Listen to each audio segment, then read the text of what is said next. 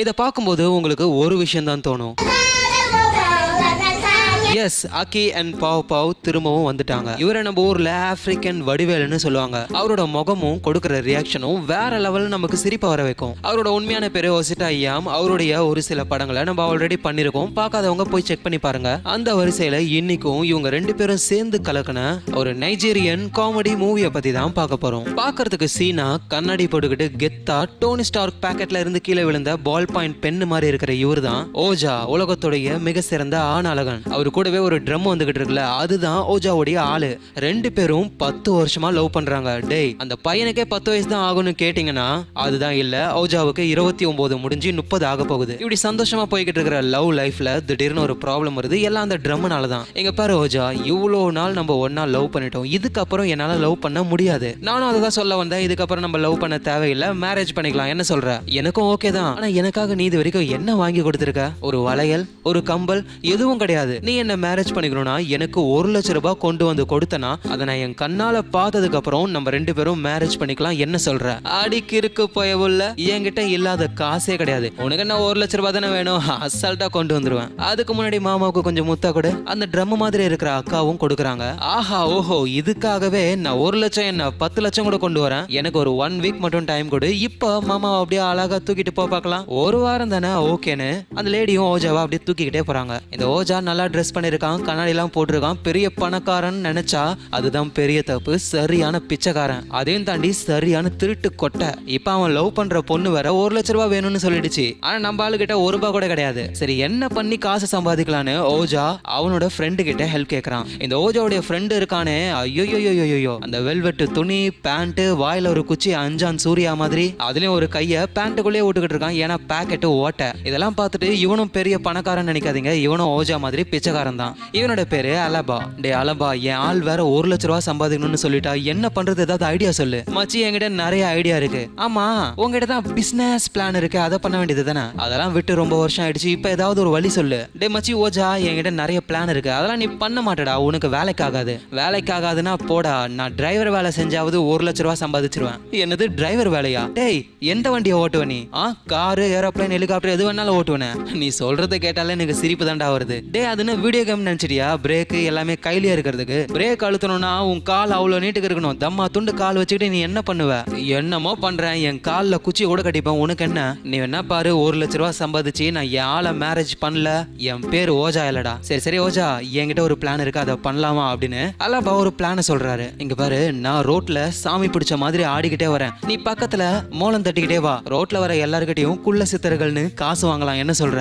செம்ம பிளான்றான்னு ரெண்டு பேரும் அந்த பிளான ஆரம்பிக்கிறாங்க. அதுலயும் அவங்களோட ட்ரெஸ்ஸிங் சென்ஸ் இருக்கு வேற லெவல். அந்த ஓஜா பசங்க மாதிரி பனியனை போட்டுட்டு கீழே பொண்ணுங்க ஸ்கூலுக்கு போட்டு போற பாவாடைய கட்டியிருக்கான். கையில அந்த பிளாஸ்டிக் கப்பெல்லாம் எடுத்துக்கிட்டு மோளம் தட்டிக்கிட்டே வரது அவரோட வேலை. ஆனா நம்ம ஓஜா அளவுக்குலாம் அலபா ரிஸ்க் எடுக்கல. அழகா பக்கத்து வீட்டு ஆன்டியோடைய நைட்டிய சுட்டு அதை போட்டுக்கிட்டு பைத்தியம் பிடிச்ச பாட்டி மாதிரி ரோட்ல டான்ஸ் ஆடிக்கிட்டே வரான். ரோட்ல யாராவது வந்தா இந்த அலபா அப்படியே டான்ஸ் ஆடிக்கிட்டே, ஒழுங்கா காசு கொடுத்துரு, இதை நான் கேட்கல கடவுள் கேட்கிறாரு. ஓஜாவும், யோ சீக்கிரம் எடுத்துக்கூடியா, இல்லைன்னா ஒரு சாபம் விட்டா நீயும் எங்களை மாதிரி குள்ளமாயிடுவ.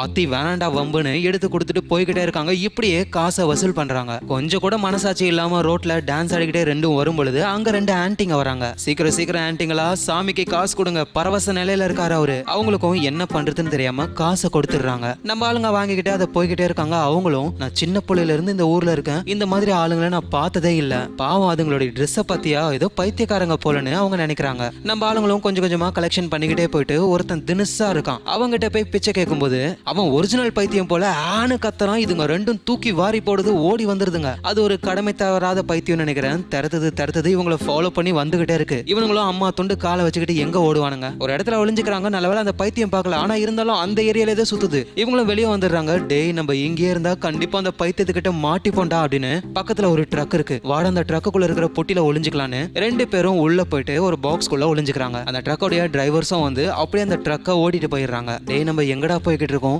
எனக்கும் அது தெரியல. எது என்னவோ நம்மள இந்த ஊரை விட்டு கொண்டு போயிடுவாங்க, அங்க போயிட்டு நம்ம திருடி பொழைச்சு சம்பாதிச்சுக்கலாம். நீ என்ன வேணா சொல்லுவப்பா, என் ஆளு அந்த ஊர்ல தானே இருக்கா, வண்டி நின்னதுக்கு அப்புறம் இறங்கி நம்ம ஊருக்கே போயிடலாம் அப்படின்னு இவங்க ஒரு பிளான போடுறாங்க. அந்த வண்டியும் பக்கத்து ஊர்ல இருக்கிற ஒரு மென்டல் ஹாஸ்பிட்டலுக்கு போகுது. அங்க போயிட்டு அந்த வண்டி நின்ன உடனே டே வண்டி நின்னுச்சுடா வாடா போலான்னு 2 பேரும் எகிரி குதிச்சு ஓடுறாங்க. ஆனா அங்க இருக்கிற ஒரு ஸ்ட்ரிக்டான ஆபீசரும் ஒரு கை இல்லாதவரும் 2 பேரும் ஓஜாவையும் அலபாவையும் பிடிச்சிடுறாங்க. இவங்க 2 பேரும் போட்டிருக்கிற ட்ரெஸ்ஸை பார்த்த உடனே அந்த ஆபீசர் புரிஞ்சுக்கிறாரு இவங்களும் ஒரு பைத்தியக்காரங்க, நம்ம கிட்ட தன்னாலேயே வந்து சிக்கிட்டாங்கன்னு. யோ நாங்க பைத்தியம்லாம் கிடையாது, என்னையா பண்றீங்கன்னு இவங்க எவ்வளவு கெஞ்சினாலும் வேலைக்கே ஆகல. அப்படியே இழுத்துட்டு போயிட்டு அந்த ஹாஸ்பிட்டல் இருக்கிற டாக்டர் முன்னாடி கொண்டு போறாங்க. மேடம் இந்த 2 பேர் புதுசா வந்திருக்காங்க. டாக்டரும் அவங்க 2 பேரையும் குறுகுறுன்னு பாக்குறாங்க. டாக்டர் நீங்க அப்படி பார்க்க வேண்டியது எங்களை கிடையாது, தோருக்கானே இந்த ஆபீசர் தான், இவன் தான் சரியான பைத்தியக்காரன், அவனுக்கு ஃபர்ஸ்ட் ட்ரீட்மெண்ட் பண்ணுங்க. என்ன சொன்னீங்கடான்னு கையில இருக்கிற கயிறை வச்சு பொளிச்சுன்னு வைக்கிறாரு 2 பேரையும். சரி பசங்களா, உங்களோட பேர் என்ன? என்னோட பேரு ஓஜா. என் பேரு அலபா. என்னது ஓஜா அலபான்னு ஒரு பேரா? மேடம் இப்போவாவது உங்களுக்கு புரியுதா? 2 பேரும் சரியான பைத்தியக்கார பசங்க. யோ யார பார்த்து பைத்தியம்னு சொல்ற? நீ தான் பைத்தியம், இன்னொரு தடவை அந்த வார்த்தையை சொன்னா வாயை உடைச்சிரும் அப்படின்னு ஓஜா கோவப்படுறான். பாத்தீங்களா மேடம், எந்த ஊர்ல தான் பைத்தியம் தன்னை பைத்தியம்னு சொல்லிருக்கு. டாக்டரும் அதை புரிஞ்சுக்கிறாங்க. அந்த ஆபீசரும் ஓஜாவையும் அலபாவையும் அப்படியே அலேக்கா தூக்கிக்கிட்டு ரூம்ல கொண்டு போய் அடைச்சு வைக்க போறாரு. அங்க ஆல்ரெடி 10 பைத்தியத்துக்கு மேல இருக்குங்க. அந்த பைத்தியத்துக்கூட பைத்தியமா சோகமா இவங்க 2 பேரும் உட்காந்துக்கிட்டு இருக்காங்க. அதுலயும் ஒரு பைத்தியம் இருக்கு, பச்சை கலர் ட்ரெஸ் போட்டுக்கிட்டு ஓஜா பக்கத்துல வந்து I love you I love you I love யூன்னு ஓஜாவா அது லவ் பண்ணுதான். இந்த ஓஜாவும் அலபாவும் சேர்ந்து செருப்ப கலட்டி அடிக்கிறாங்க. ஏய் தூரமா போன்னு. ஆனா அப்பவும் அந்த பைத்தியம் கேட்காம எழுந்து நின்னு டான்ஸ் எல்லாம் ஆடுது. ஓஜாவை பார்த்து இங்கே நம்ம இன்னும் எவ்வளவு நாளா இருக்க போறோம்னு ரொம்ப கஷ்டப்படுறாங்க. அப்பதான் இந்த ஹாஸ்பிட்டல்ல வேலை செய்யற ஆபீசர் அவரு கையில மணி அடிச்சுக்கிட்டு உள்ள இருக்கிற பைத்தியங்களுக்காக பண்ண கொண்டு வராரு. அப்புறம் அதை வச்சுட்டு அங்க இருந்து போயிடுறாரு. ஒவ்வொரு பைத்தியமா வந்து அதை எடுக்குதுங்க. ஓஜாவும் அலபாவும் அதை தொடவே இல்லை. அங்க இருக்கிற பைத்தியங்கள்லாம் அந்த ஃபுட்டை வச்சு சண்டை போடுதுங்க. இப்படியே போய்கிட்டு இருக்கும்போது தான் ஹாஸ்பிட்டலுக்கு ஒரு புது டாக்டர் வராரு. அவரு அலபாவையும் ஓஜாவையும் பார்க்கணும்னு நினைக்கிறாரு. ஏன்னா இவங்களுக்கு இன்னும் அட்மிஷன் கூட போடவே இல்லை. அதனால ஆபீசர் 2 பேரையும் கூட்டிட்டு வராரு டாக்டரை பாக்குறதுக்காக. எங்க பாருங்கடா 2 பேரும் வாழை சுருட்டி வச்சுக்கிட்டு ஒழுங்கா இருக்கணும் சரியா? ஹலோ ஆபீசர் நீங்க எங்க போறீங்க? நீங்களும் உட்காருங்க, டாக்டர் 3 பேரையும் சேர்த்து பார்க்கட்டும். டேய் நான் என்ன உங்க 2 பேர் மாதிரி பைத்தியமா? ஐயோ இல்ல ஆபீசர், நாங்க இப்பதான் ஸ்டார்டிங் ஸ்டேஜ், நீங்களா முத்தி போன கேஸ். என்ன தைரியம் உங்களுக்கு? இங்க இருக்கிற டாக்டர் அளவுக்கு எனக்கும் அறிவு இருக்குடா. எங்க அந்த அறிவை யூஸ் பண்ணி ஒரு கேள்வி கேளுங்க பார்க்கலாம். அவ்வளவுதானே? யாருகிட்ட கேட்கலாம் ஃபர்ஸ்ட்? டேய் ஓஜா உங்ககிட்ட தான். உன் பேர் என்ன? இதை கேட்ட உடனே 2 பேரும் குபீர்னு சிரிக்க ஆரம்பிக்கிறாங்க. உன் பேரு என்னவா? ஆபீசர் ரொம்ப கஷ்டமான கேள்வி, உண்மையிலே நீங்க வேற லெவல். அப்படியே சிரிச்சுக்கிட்டே இருங்கடா, டாக்டரும் வந்து பார்க்கட்டும். டாக்டர் சீக்கிரம் வாங்க. டாக்டரும் உள்ள வராரு. டாக்டர் இதான் நம்ம ஹாஸ்பிட்டலுக்கு வந்த 2 புது பைத்தியங்க. எத்தனை தடவை சொல்றது எங்களை பைத்தியம்னு சொல்லாதன்னு? டாக்டர் சொல்லி வைங்க அவங்கிட்ட. இல்ல பசங்களா நீங்க அமைதியா இருங்க, நீங்க ஒன்னும் பைத்தியம் கிடையாது. என்ன டாக்டர் நீங்க இப்படி மாறிட்டீங்க? அந்த பசங்க பைத்தியக்காரங்க தானே? ஆபீசர் ஒழுங்கா வெளியே வெயிட் பண்ணு, யாரும் இங்க பைத்தியம் இல்ல ஓகேவா அப்படின்னு ஆபீசரை வெளியே அனுப்புறாங்க. அவரும் வெளியே போறதுக்கு முன்னாடி பைத்தியக்கார பசங்களா அப்படின்னு சொல்றாரு. இதை கேட்டுட்டு டென்ஷன்ல டாக்டர் அவன் என்ன சொல்லிட்டு போனான்னு கேட்டீங்களா? அவன் தூங்கும் போது எங்கேயாவது நான் கடிச்சு வச்சிருவேன். சரி பசங்களா கோவப்படாதீங்க, ஃபர்ஸ்ட் நான் உங்களை செக்அப் பண்ணிக்கிறேன். இன்னும் ஒரு சில ஃபார்ம்லாம் இருக்கு, அதை நீங்க ஃபில் அப் பண்ணணும் ஓகேவா? அந்த ஃபார்மை எங்க வச்சேன் அப்படின்னு அவர் அந்த ஃபார்மை தேடுறதுக்காக உள்ள போயிடுறாரு. இதாண்டா கேப், எஸ்கேப் பிளான ஆரம்பிக்கலாம்னு சொல்லி அந்த மென்டல் ஹாஸ்பிட்டல்ல இருந்து 2 பேரும் தப்பிச்சு போக ஆரம்பிக்கிறாங்க. டாக்டரும் திரும்பி வந்து பார்த்தா ஓஜாவையும் அலபாவையும் காணும். எங்கடா போனாங்க? ஆபீசர் சீக்கிரம் எங்க வாங்க. சொல்லுங்க சார், அந்த 2 பசங்களையும் காணும். என்ன காணுமா? அவனுங்களை நான் சும்மா விட மாட்டேன்னு ஆபீசரும் அந்த பசங்களை பிடிக்க ரெடி ஆகுறாரு. எங்க நம்ம ஆளுங்களும் மிஷன் இம்பாசிபிள் ரேஞ்சுக்கு காலியா இருக்கிற ஸ்விம்மிங் பூல் அதுல அப்படியே இறங்கி குனிஞ்சுக்கிட்டே ஓரமா ஒளிஞ்சுக்கிட்டு போறாங்களாம். அப்புறம் அங்க இருந்து ஆளுங்கெல்லாம் போனதுக்கு அப்புறம் ஏனில ஏறி அந்த காம்பவுண்ட விட்டு வெளியே எகிரி குதிக்கிறாங்க. ஆனா இன்னும் அவங்க அந்த ஹாஸ்பிட்டலை விட்டு தாண்டி போகவே இல்லை. அந்த ஹாஸ்பிட்டல்லயே இருக்கிற ஒரு மரத்துக்கு அடியில உட்காந்துக்கிட்டு இருக்காங்க. எல்லாமே போச்சு, என் வாழ்க்கை, என்னோட லவ்வர் எல்லாமே போயிடுச்சு. 1 லட்சம் ரூபாய் நான் டிரைவர் வேலை செஞ்சாச்சு சம்பாதிச்சிருப்பேன். என்ன தேவையில்லாம பைத்தியக்கார மாதிரி ரோட்ல அலைய வச்சு இப்ப மென்டல் ஹாஸ்பிட்டலுக்கு கொண்டு வந்துட்டேன். இப்ப அதனால என்ன, வா நம்ம இங்க இருந்து தப்பிச்சு போகலாம். உனக்கு புரியலையா? இந்நேரத்துக்கு நம்ம தப்பிச்சிட்டோம்னு எல்லாருக்கும் தெரிஞ்சிருக்கும். நம்ம வெளியே போனா ஈஸியா பிடிச்சிருவாங்க. அப்படி ஒரு வேளை திரும்ப பிடிச்சிட்டாங்கன்னா நம்ம இனிமே தப்பிக்க முடியாத மாதிரி தனியா ஒரு இடத்துல அடைச்சு வச்சிருவாங்க. அப்ப வா திரும்ப உள்ள போலாம். திரும்ப போகும்போது பிடிச்சிட்டா என்ன பண்றதுன்னு தெரியாம உட்காந்து யோசிச்சுட்டு இருக்காங்க. எங்க ஆபீசரும் டாக்டரும் கேட்டுக்கு வெளியே வந்துட்டாங்க. டாக்டர் அந்த 2 பசங்களும் இந்த கேட்டை தாண்டி வெளியே வரவே இல்லை, நான் ஆணித்தனமா சொல்றேன். அப்படின்னா அவங்க ஹாஸ்பிட்டலுக்குள்ள தான் எங்கேயோ இருக்கணும், சீக்கிரம் வா தேடலான்னு 2 பேரும் தேடுறாங்க. எங்க அலபாவும் என்னடா சும்மா லவ்னு சொல்ற, இங்கதான் தினமும் நமக்கு சோறு போடுறாங்க, இங்கே இருந்துடலாமே. டே உனக்கு லவ் பத்தி என்னடா தெரியும்? என் ஆளு தேவதடா, அதெல்லாம் உனக்கு தேவதானடா. வாய மூடு, காதல்ன்றது நெஞ்சுக்குள்ள பட்டாம்பூச்சி பறக்கிற மாதிரி இருக்கும், உனக்கெல்லாம் எங்கடா தெரிய போகுது இப்படின்னு இவங்க பேசிக்கிட்டு இருக்கும்போது ஆபீசர் தூரத்துல இருந்து இந்த பசங்க மரத்துக்கு அடியில இருக்கிறத பாத்துறாரு. மெதுவா ஆபீசரும் டாக்டரும் பக்கத்துல வராங்க. இதை புரிஞ்சுக்கிட்ட ஓஜாவும் அலபாவும்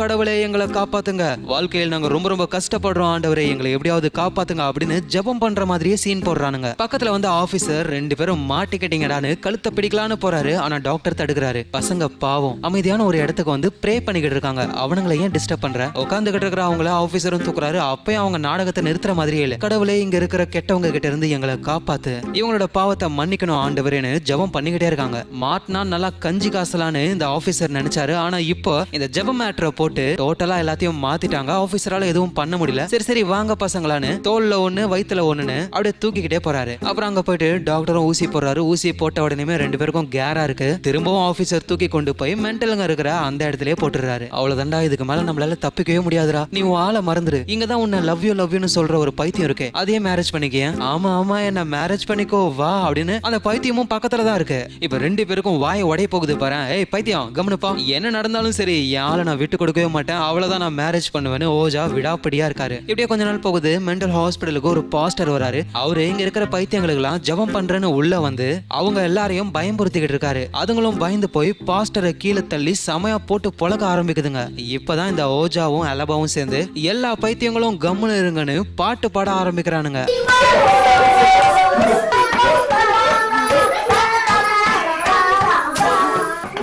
இந்த அற்புதமான பாட்டை கேட்டு அந்த பைத்தியங்கள்லாம் ஓரமா உட்காந்துக்குதுங்க. எப்படியோ ஒரு வழியா அவங்க பாஸ்டரை காப்பாத்திட்டாங்க. பாஸ்டர் நாங்க தான் உங்களை காப்பாத்தணும், ப்ளீஸ் எங்களுக்கு பைத்தியம் இல்லைன்னு அவங்க கிட்ட சொல்லுங்க, எங்களை எப்படியாவது வெளியே கூட்டிட்டு போங்கன்னு பாஸ்டர் கிட்ட கேக்குறாங்க. ஆனா அவரு இந்த பைத்தியங்க கிட்ட சம உத வாங்கினதுனால போதுண்டா இந்த ஹாஸ்பிட்டல்னு கையெடுத்து கும்பிட்டு அங்க இருந்து ஓடியே போயிடுறாரு. ஒரு நல்ல பிளானை மிஸ் பண்ணிட்டோமேனு ரெண்டு பேரும் டென்ஷன் ஆகுறாங்க. அடுத்த நாள் ஆகுது. திடீர்னு அந்த பாஸ்டருடைய ஹெல்ப்பால ஓஜா வெளியே வந்துடுறாரு. அவர் ஆசைப்பட்ட மாதிரியே அவர் ஆளு கூடவே மேரேஜும் நடக்குது. ஓடி போனா அந்த பாஸ்டர் தான், இந்த ஓஜாவை மேரேஜ் செய்ய உங்களுக்கு விருப்பமா? எனக்கு விருப்பம் தான். இந்த ட்ரம்மை உங்க ஆளை மேரேஜ் செய்ய உங்களுக்கு விருப்பமா? பிறந்ததுல இருந்தே எனக்கு விருப்பம் தான். அப்புறம் என்ன மேரேஜ் பண்ணியாச்சு, ரெண்டு பேரும் கிஸ் பண்ணுங்க அப்படின்னு சொல்றாங்க. பார்த்தா இது எல்லாம் ஓஜாவுடைய கனவு. தூங்கிக்கிட்ட முத்தம் கொடுக்குறாரு. அப்புறம் கண்ணை முழிச்சு பார்த்துட்டு தான் இன்னும் நம்ம தப்பிக்கவே இல்லைன்னு புரிய வருது. அலபா என்னால முடியாது, நம்ம இன்னைக்கே இப்பவே தப்பிச்சு போயே ஆகணும். இவங்களும் எப்படி தப்பிக்கலாம்னு யோசிக்கிறாங்க. அப்பதான் வழக்கம் போல ஆபீசர் சாப்பாடு கொடுக்கறதுக்காக உள்ள வராரு. அந்த ஆபீசருடைய காலை தடிக்க விட்டு எல்லா பைத்தியங்களும் சேர்ந்து ஆபீசரை அடிக்கும் பொழுது அந்த கேப்ல ஓஜாவும் அலபாவும் தப்பிச்சு ஓடி போயிடுறாங்க. ஆனா கேட்டை தாண்டி அவங்களால போக முடியாது. இங்கேயே எங்கேயோ ஒளிஞ்சுக்கிறாங்க. இந்த ஆபீசரும் இங்கேயே ஒர்க் பண்ணிக்கிட்டு இருக்கிற ஒரு கை இல்லாதவரும் ஓஜாவையும் அலபாவையும் தேடுறாங்க. எங்க தேடியும் காணோம். லேடி டாக்டரும் அங்க வராங்க. ஆபீசர் என்ன ஆச்சு, பசங்க கிடைச்சாங்களா? மேடம் எல்லா இடத்தையும் தேடி பார்த்துட்டேன், பாத்ரூம்ல கூட தேடி பார்த்துட்டேன், சந்தேகப்பட்டு ஒரு குச்சி எடுத்து கூட குத்தி பார்த்துட்டேன், உள்ள அவனுங்க இல்ல. அப்ப எங்க தான் போயிருப்பாங்க? எனக்கு தெரிஞ்சு பாத்ரூமுக்கு போயிட்டு யாராவது தண்ணி ஊத்திருப்பாங்க, அந்த தண்ணியோட போயிருப்பாங்கன்னு நினைக்கிறேன். விளையாட்டுத்தனமா பேசாம சீக்கிரம் அவங்களை தேடுங்கன்னு எல்லாரும் தேட ஆரம்பிக்கிறாங்க. அப்பதான் ஒரு ட்ரம்முக்குள்ள ஓஜாவும் அலபாவும் ஒளிஞ்சுக்கிட்டு இருக்கிறத பாக்குறாங்க. ஆபீசர் நல்லா பொழிச்சுன்னு அடிச்சு திரும்பவும் கொண்டு வந்து செல்லுக்குள்ளேயே போடுறாரு. அவ்வளவுதான்டா, எல்லாம் முடிஞ்சு போச்சு, இதுக்கு மேல நம்ம தப்பிக்க முடியாது, நம்ம வாழ்க்கை அவ்வளவுதான் அப்படின்னு ரெண்டு பேரும் மேல பார்த்து சோகமா ஃபீல் பண்றானுங்க. அதுலயும் ஓஜா தான் ரொம்ப கஷ்டப்படுறாரு. ஏன்னா அவரோட ஆளை பார்க்க முடியலையா. பக்கத்துலதான் குட்டக்கொலைப்பு இருக்கே அலபா, அவரு திரும்பவும் ஒரு ஐடியாவை சொல்றாரு. வேற வழியும் இல்லாம அந்த பிளான் அவங்க பண்றாங்க. அது என்ன பிளான் தெரியுமா? செத்து போனவங்க மாதிரி நடிக்கிறது தான். அப்படியே அந்த ரூமோட நடுவுல ரெண்டு பேரும் செத்து போய் கிடக்குறாங்க. சுத்தி இருக்கிற எல்லா பைத்தியங்களும் அழுவுது. என்னடா சவுண்ட் கேக்குதுன்னு ஆபீசர் உள்ள வந்து பார்த்தா ஓஜாவும் அலபாவும் இறந்து போயிருக்காங்க. அதை பார்த்த உடனே இவரு ரொம்ப சோகமாகறாரு. அப்படியே தலையில இருக்கிற தொப்பியை கழட்டிட்டு, பசங்களா நீங்க போயிட்டீங்களா, ஐயோ என்னால தாங்க முடியலையேன்னு இவர் வேற ஸ்கோர் பண்றாரு. அந்த அலபா ஓஜாவுடைய மூஞ்ச பார்த்தாலே இவனுங்க பச்சையா நடிக்கிறாங்கன்னு தெரியுது. லைட்டா போயிட்டு கிச்சு மூட்டினாவே அந்த பசங்க எழுந்துருவானுங்க, மூச்சு விடுறானுங்க, இதய துடிப்புலாம் இருக்கு. இதெல்லாம் செக் பண்ணணும்னு இந்த அடிப்படை அறிவு கூட இல்லாதவன் தான் இந்த ஆபீசரு. என்னமோ அவனுங்க உண்மையா செத்து போன மாதிரி அலறாரு. ரெண்டு பேரையும் மண்ணை அள்ளி கொண்டு போவாங்கள அந்த வண்டியில போட்டு கவரை வச்சு மூடிடுறாரு. வேற வழியே இல்ல, இந்த ரெண்டு பசங்களுடைய உடம்பையும் குப்பை தொட்டில போட்டு வந்துடலான்னு வெளியே போகலான்னு போதுதான் அங்க அந்த லேடி டாக்டர் வராங்க. இந்த ஆபீசர் தான் பைத்தியம்னு பார்த்தா அந்த டாக்டர் அதுக்கு மேல பைத்தியம். எந்த செக்கப்பையும் பண்ணாம குப்பை தொட்டில ஏன் போடுறீங்க, இவங்க உடம்ப நம்ம போஸ்ட்மார்ட்டம் பண்ணணும்னு பேசிக்கிட்டு இருக்கும்போது திடீர்னு ஓஜாவும் அலபாவும் எழுந்துக்கிறாங்க. சாதாரணமா கிடையாது, ஜாம்பி மாதிரி. அதை பார்த்துட்டு எல்லாரும் தெரிச்சுக்கிட்டு ஓடுறாங்க. அந்த டாக்டரும் என்ன ஒரு கேனத்தனமான டாக்டர். இவனுங்களும் அந்த பர்ஃபார்மன்ஸை அப்படியே பண்றாங்க. வாடா ஜாம்பி மாதிரி அப்படியே நடந்து இந்த ஏரியா விட்டு எஸ்கேப் ஆயிடலான்னு போகும்போதுதான் அந்த ஒரு கை இல்லாதவர் இருக்கார்ல, அவரு எங்க இருந்தோ விபூதியை கொண்டு வந்து, மாட்டினீங்களா இது சாமியார் கொடுத்த விபூதி, நீங்க காலின்னு விபூதியை தூக்கி அடிக்கிறாரு. டேய் ஒழுங்கா வழிய விடுறா, இல்லனா இன்னொரு கையையும் வெட்டிடுவேன். என்னது வெட்டிடுவீங்களா, நீங்க பேசுறது சரியில்லையே. ஆபீசர் இங்க வாங்க, இவனுங்க சாகவே இல்ல, நம்மள நல்லா ஏமாத்திருக்காங்கன்னு போட்டு விடவே ஆபீசரும் அங்க வந்து செருப்பை கழட்டி அடிக்கிறாரு ரெண்டு பேரையும். இனிமே நீங்க ரெண்டு பேரும் உண்மையா செத்தாலும் நான் நம்பவே மாட்டேன்டான்னு திரும்பவும் உள்ளே கொண்டு போய் அடைக்கிறாங்க. அப்புறம் ஆபீசர் அந்த ஒரு கை இல்லாதவர்கிட்ட, ஆமா ஏதோ விபூதியெல்லாம் தூக்கி அடிச்சு அதெல்லாம் நம்புறியா நீ? என்ன ஆபீசர் ஆபீசர் இப்படி கேட்டுட்டீங்க, இந்த தாயத்தை பாத்தீங்களா, இதை வச்சு என்னால யாரை வேணாலும் கட்டுப்படுத்த முடியும். போடா, இதெல்லாம் நான் நம்பவே மாட்டேன். ஓ அப்படியா ஆபீசர், இப்ப நீ நாயா மாறணும்னு ஊதுறாரு. பார்த்தா ஆபீசர் நாய் மாதிரியே குலைக்கிறாரு. நல்லவேளை அங்க லேடி டாக்டர் வந்து என்ன பண்ணிக்கிட்டு இருக்கீங்க, இந்த மாதிரி நான்சென்ஸான விஷயங்களை பண்ணாதீங்கன்னு கையில்லாதவர்கிட்ட சொல்லவே அவரும் ஆபீசரை நார்மல் ஆக்குறாரு. இந்த நேரத்துல உள்ள ஓஜாவும் அலபாவும் அப்படியே சோகமா உட்காந்துக்கிட்டு இருக்கும்போது பக்கத்துல ஒரு பைத்தியம் நல்லா உடம்பெல்லாம் பெருசா வச்சுக்கிட்டு ஊனு கத்திக்கிட்டு செவுத்தெல்லாம் உடைச்சுக்கிட்டு இருக்கு. டே பாருடா, ஹெவி வெயிட் சாம்பியன் பிரான்சிஸ் கானோ. யாரு இவனா, சும்மா இருடா. திடீர்னு அந்த பைத்தியம் உங்களை பார்த்து, நான் ஒரு குத்த போறேன், நீங்களே சாகுறீங்களா இல்ல நான் சாகடிக்கட்டுமா? ஐயோ நான் நாக் அவுட் ஆயிட்டேன் அப்படின்னு அலபா மயக்க மட்டும் கீழே விழுந்துடுறாரு. டேய் சொல்லிட்டு பண்ண மாட்டியா அப்படின்னு ஓஜாவும் மயங்கி கீழே விழுறாரு. அப்புறம் இங்கே இருக்காங்க, ஒரு வாரமும் ஆயிடுச்சு. டேய் இங்கே இந்த பைத்தியங்க கூட இருந்து உண்மையிலேயே பைத்தியம் ஆயிடுவோமோன்னு எனக்கு பயமா இருக்கு. இனிமே நம்மளால தப்பிக்கவும் முடியாது, என்ன பண்றதுன்னே தெரியலன்னு ரெண்டு பேரும் ப்ரே பண்றாங்க கடவுள் கிட்ட. 1 வீக் ஆனதுனால ஓஜாவுடைய கேர்ள் ஃப்ரெண்டும் ஓஜாவுக்காக வெயிட் பண்றாங்க. பார்த்தா ஓஜாவை காணோம். அந்த நேரம் பார்த்து ஒரு பாஸ்டர் வராரு. என்னமா ரொம்ப கவலையா இருக்கீங்க, என்ன ப்ராப்ளம்? அது ஒண்ணும் இல்ல, நான் லவ் பண்ற ஓஜான்ற ஒரு பையனை காணோம். என்னது ஓஜாவா? இந்த பேரை நான் எங்கேயோ கேட்டிருக்கேனே. அந்த பையன் கூட அலபானி அவனாச்சு இருப்பானா? ஆமா அது ஓஜாவுடைய ஃப்ரெண்டு தான். அவனுங்க ரெண்டு பேரும் பக்கத்து ஊர்ல மென்டல் ஹாஸ்பிடல்ல இருக்கானுங்க. என்னது மென்டல் ஹாஸ்பிடல்லையானு இவ தெரிச்சுக்கிட்டு ஓடுறாங்க.